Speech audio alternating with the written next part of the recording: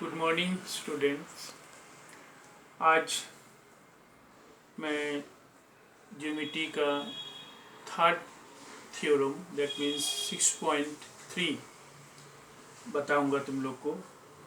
तो इसमें थोड़ा इंट्रोडक्शन हमको देना है कि 6.3 में आ गया तुम लोग को सिमिलैरिटीज़ मतलब समरूप त्रिभुज।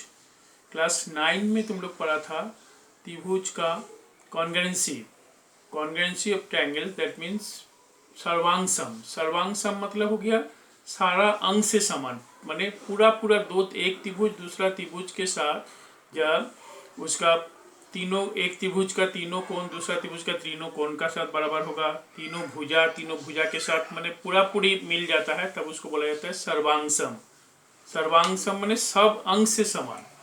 लेकिन समरूप जो क्लास 10 में आ गया सिमिलरिटीज, समरूप और सर्वांग सम में अंतर है। समरूप मतलब देखने में एक जैसा, रूप में एक है लेकिन दोनों बराबर नहीं है, इक्वल नहीं है। दो ट्रायंगल्स इक्वल नहीं है लेकिन दोनों में समरूपता है, तो इसको बोला जाता है सिमिलरिटीज।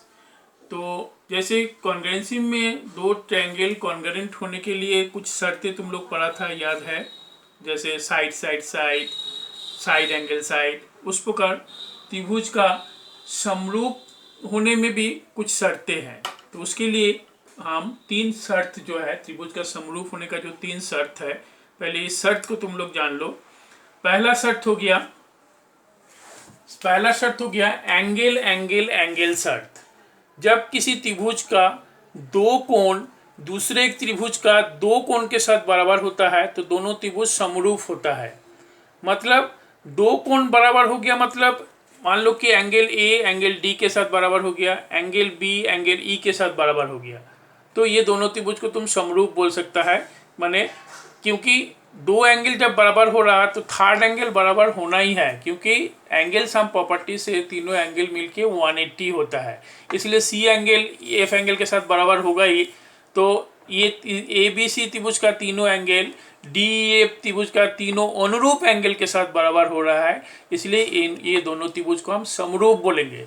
अब देखो, हम एक ठो को छोटा बनाए एक ठो को बड़ा बनाए, इसमें भुजा बराबर नहीं है लेकिन एंगल तीनों का बराबर है।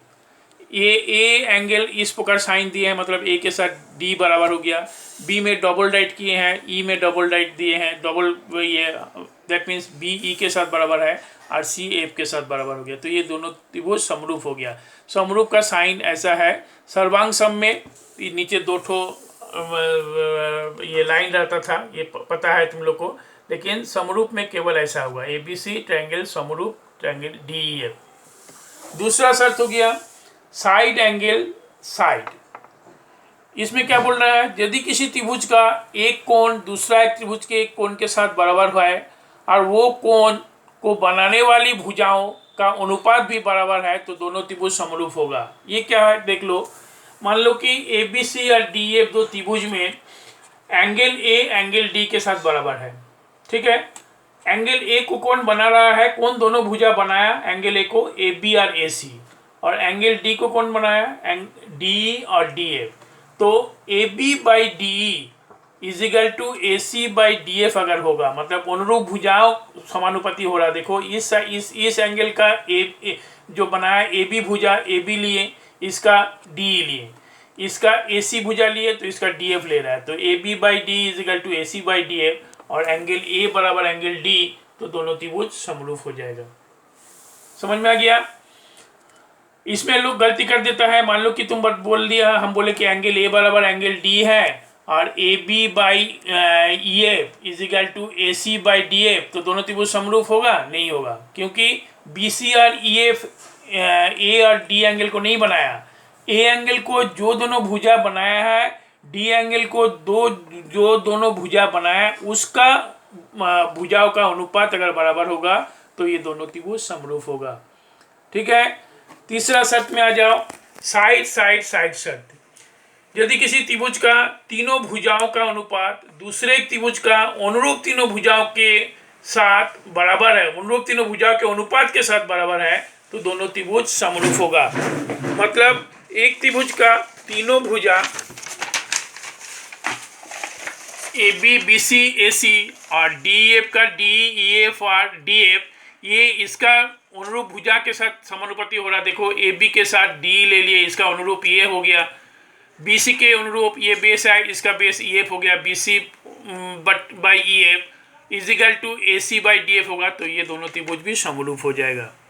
ठीक है, ये हो गया समरूपता का शर्त। दो त्रिभुज कब कब समरूप हो सकता है, समझ में आया सबको।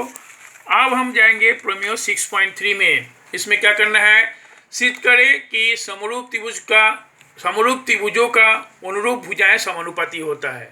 अगर दो त्रिभुज समरूप है तो उसका अनुरूप भुजा हम जो बताएं अभी, ये अनुरूप भुजाएं समानुपाती होगा, ये प्रूव करके दिखाना है। तो ए बी सी और डी एफ जो त्रिभुज बनाए हम, जिसमें एंगल ए बराबर एंगल डी दिया गया है, एंगल बी बराबर एंगल ई दिया गया है और एंगल सी बराबर एंगल एफ होगा ही, क्योंकि दोनों समरूप त्रिभुज है, इसलिए इस त्रिभुज का तीनों एंगल इस त्रिभुज का तीनों एंगल के साथ बराबर है। हमको प्रूव करना है कि A B by D is equal to B C by E F is equal to A C by D F, ये होगा। ठीक है, A B by D is equal to A C by D F is equal to B C by E F, भुजाओं का अनुपात बराबर होगा। रचना बोलो या प्रमाण बोलो, यहीं से तुम प्रमाण भी लिख सकता है, रचना भी यहाँ लिख सकता है। हम क्या करेंगे, इसमें डी एफ त्रिभुज को उठा के ए बी सी में इस प्रकार प्लेस करेंगे कि मान लो कि डी बिंदु को पहले ए बिंदु के साथ मिला लेते हैं। डी बिंदु को ए बिंदु के साथ मिलाएं और डी रेखा ए बी रेखा पर गिरता है, सपोज करो। इसको उठा के काट के ले जाके यहाँ बैठाते हैं। डी ई बिंदु पर गिर रहा है, ए बिंदु पर गिर रहा है और डी लाइन जो है वो ए बी लाइन पर जा रहा है। मान लो कि ई बिंदु पी बिंदु पर पड़ा है। अब देखो, चूंकि एंगल डी और एंगल ए बराबर है, इसलिए डी एफ लाइन जो है ये ए सी का बाहर नहीं जाएगा, ए सी पर ही गिरेगा, है ना। एंगल अगर छोटा होता या बड़ा होता तो भागता, इधर भागता इधर भागता, लेकिन चूंकि एंगल डी और एंगल ए बराबर है, इसलिए डी एफ साइड जो है वो ए सी के ऊपर ही पड़ेगा।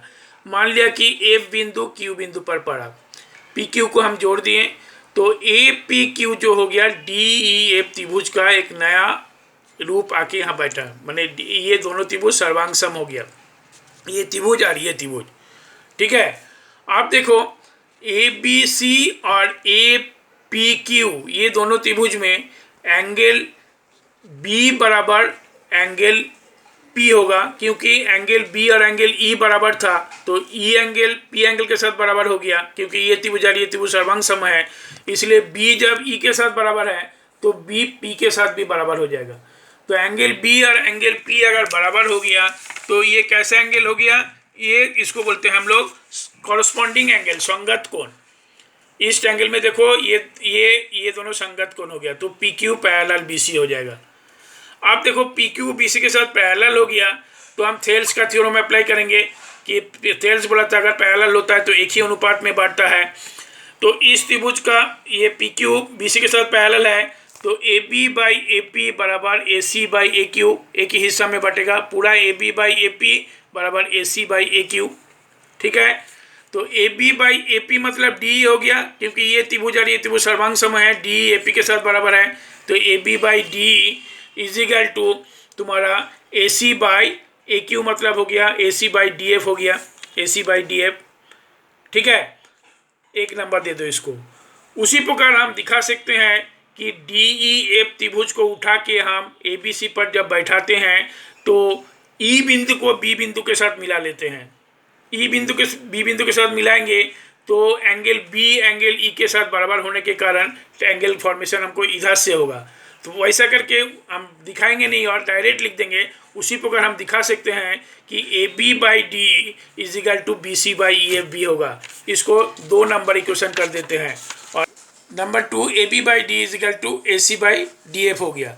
तो देखो ए बी बाई डी का वैल्यू हमको एक बार मिला A C by D F, फिर ए बी बाई डी का वैल्यू मिल रहा है B C by E F 2 number में। तो 1 नंबर है 2 नंबर से आ रहा A B by D is equal to B C by E F is equal to A C by D F, मतलब तीनों का अनुरूप भुजाएं ए बी सी ट्रायंगल का डी एफ ट्रायंगल का अनुरूप भुजाएं समानुपाती है, यही साबित करना था। ठीक है, थैंक यू।